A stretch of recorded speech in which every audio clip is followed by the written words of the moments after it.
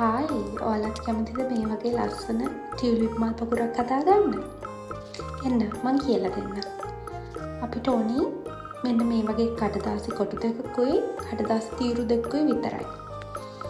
ඉස්සල්ලාම අපි එක කඩදාසි කොටුවක් අරගෙන එක මෙන්න මේ විදියට ත්‍රිකෝණ හැඩයක් එන විදියට නවා ගන්නවා. මෙන්න මෙහෙම.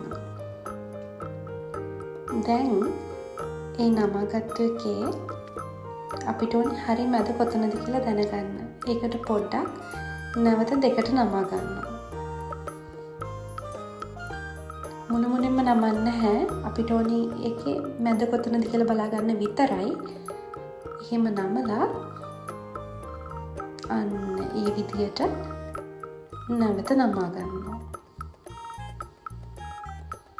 අන්තිමට අපිට මෙන්න මේ වගේ තමයි හැඩයක් හම්බ වෙන්නේ. ඊට පස්සේ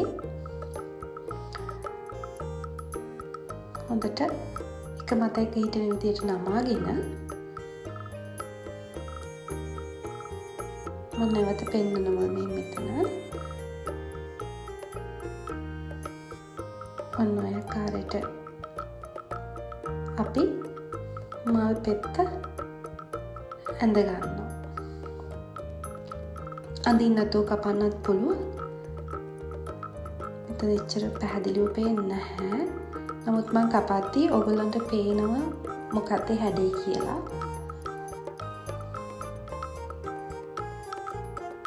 අන්න විදියට හැඩයක් කපා ගන්නවා. ඊට පස්සේ මේ යට තියෙන තුඩ කපා ගන්නවා. අපිට දැන් ලැබෙනවා පෙති 3ක මලක්. මෙන්න මේ හැඩයට එන්නේ. ඊළඟ මලත් අපි මේ විදියටම කපා ගන්නවා. එතනදී මම ඇඳ ඉන්නේ නැහැ. ඔයගොල්ලන්ටත් පුළුවන් අතේ හුරුවට කපා ගන්න. නැවතත් අපිට මේ හැඩේ මලක් හම්බ වෙනවා.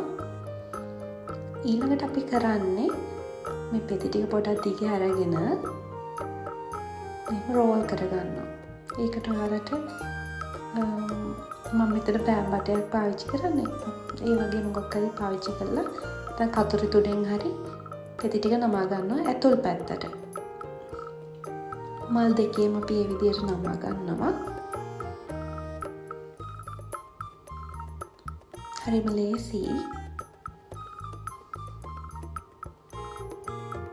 ඔය විදියට නමා ගන්නවා. දැන් මල් වල වැඩ ඉවරයි. අපි කඩදාසි පටියක් කරන් මේ විදිහට නටුවක් හදාගන්නයි හදන්නේ. කඩදාසි පටිය රෝල් කරලා මේ විදිහට නටුවක් හදාගන්නවා. ඒකේ දෙපැත්ත අපි කපා ගන්නවා. ඊට පස්සේ අර අපි හදපු මලක් අරගෙන ඒක මෙන්න මේ විදිහට දාගෙන අපි උඩින් මෙතන කපා ගන්නවා. එතකොට මල හොඳට රැඳිලා තියෙන හින්දා ඔයාලට ඕන තව ගම් ටිකකුත් ඇතුළට දාලා නටුවට අලව ගන්න පුළුවන්. දැන් අපි ටියුලිප් මලක් තියෙන විදිහට මේ පෙති ටික එකට කරලා අලවනවා. එතකොට අලව ගත්තට පස්සේ මෙන්න මේ විදිහට පළවෙනි මල අපි ටිකක් පොහට්ටුවක් විදිහටම අලව ගන්නවා. දෙවෙනි මලත් ඒ විදිහටම දාගෙන කලින් තරම් අපි පෙති ටික එකට කරන්නේ නැහැ. ටිකක් පෙති දිග ඇරෙන විදිහට අලව ගන්නවා. එතකොට අපිට ලස්සනට ඇත්තම ටියුලිප් මලක් වගේ හැඩයක් හම්බ වෙනවා. දැන් අපි අලවගෙන ඉවරයි. ඊළඟට අපි කොළ දෙකක් කපාගෙන මේ මලේ නටුවට අලව ගන්නවා. ඒකත් හරිම ලේසි. මේ විදියට පත්‍ර දෙකක් කපා ගන්න තියෙන්නේ. මෙන්න මෙහෙම. ඊට පස්සේ අපි පත්‍ර දෙක මේ නටුවට අලව ගන්නවා.